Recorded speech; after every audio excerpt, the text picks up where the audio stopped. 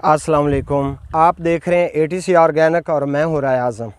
मोहतरम किसान भाइयों, जीवन की लहसुन को मल्चिंग करने का तरीका। मेरे फार्मर भाइयों, मैं आपको इस वीडियो के अंदर ये बताऊंगा कि मल्चिंग के हमारी फसल को कितने फ़ायदे हैं। चाहे हम लहसुन पर मल्चिंग करें, चाहे हम किसी भी फसल पर मल्च करें, तो मल्च करने के हमें फ़ायदे कितने हैं, इससे हमारी खुराक की बचत कितनी होती है, इससे हमारे पौधे ग्रोथ कितनी करते हैं, हमारी ज़मीन नरम कितनी रहती है, और इसके अलावा मल्चिंग हम किन किन चीज़ों से कर सकते हैं।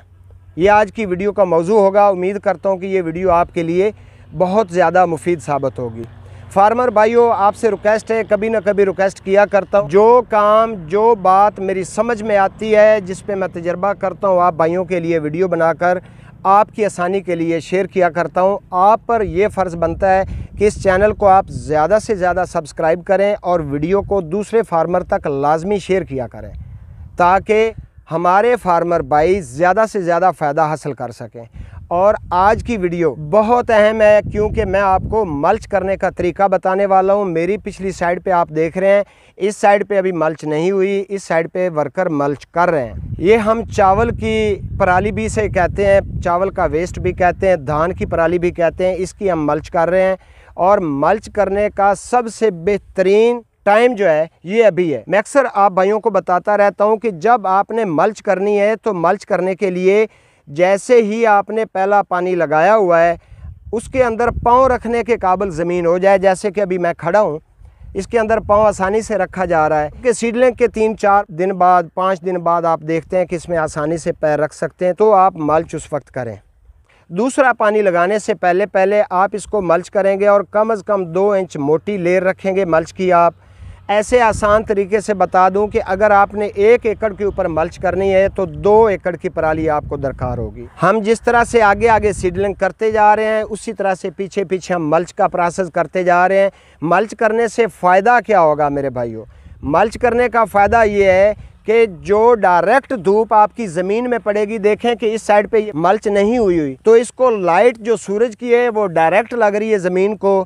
तो इस तरह से एक तो आपकी ज़मीन के अंदर जो खुराक है वो भी धूप के साथ उड़ती है, और उसके बाद आपकी ज़मीन जो है उसको धूप लगने की वजह से ये सख्त हो जाती है। फिर बाज़ दफ़ा देखने में आता है कि इसके अंदर दरारें पैदा हो जाती हैं। वो दरारें ख़तरनाक होती हैं, क्योंकि लहसुन के रूट्स जो हैं बिल्कुल नाजुक से होते हैं।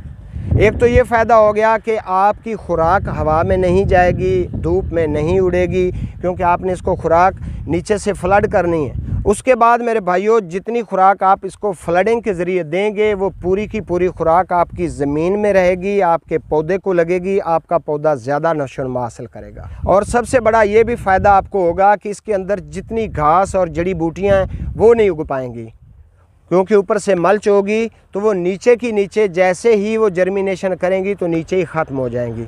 इसके साथ साथ अगर आप पराली की मल्च करते हैं, तो इसका ये भी फ़ायदा है कि ये साथ साथ डीकम्पोज़ होती रहेगी, और आपकी ज़मीन को और आपकी फसल को पोटाश की ज़रूरत नहीं पड़ेगी, बल्कि ये पोटाश आपकी ज़मीन को इस पराली से ही फराहम होती रहेगी। तो देखें कि कितने सारे फ़ायदे मैंने आपको बता दिए। अगर मज़ीद इसके फ़ायदे मैं आपको बताऊँ तो वीडियो बहुत लंबी हो जाएगी।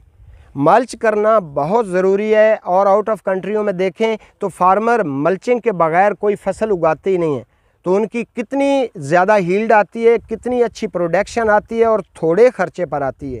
ये आपकी सोच होगी। आप मल्च किस किस चीज़ से कर सकते हैं? मल्च करने के लिए आपको फसलों का वेस्ट भी काम आ सकता है, आपको दरख्तों के पत्ते काम आ सकते हैं, इसके अलावा कंपोस्ट काम आ सकती है।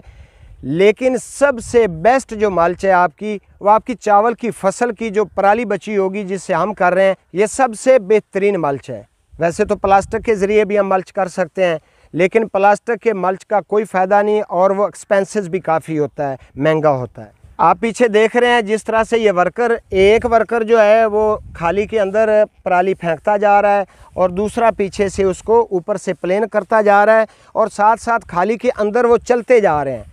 चलने से नीचे की जो ज़मीन है वो ज़ाहिर बात है वत्तर वाली है, और जब ऊपर से आप चलते हैं तो ये साथ उसी वक्त ये बिल्कुल चिमटती जाएगी।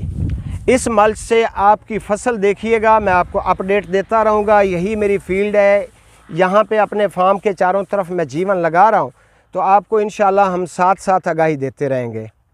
उम्मीद करता हूँ आज की वीडियो पसंद आई होगी। अपनी सेहत का ख्याल रखें और इस चैनल का भी। अल्लाह हाफिज़।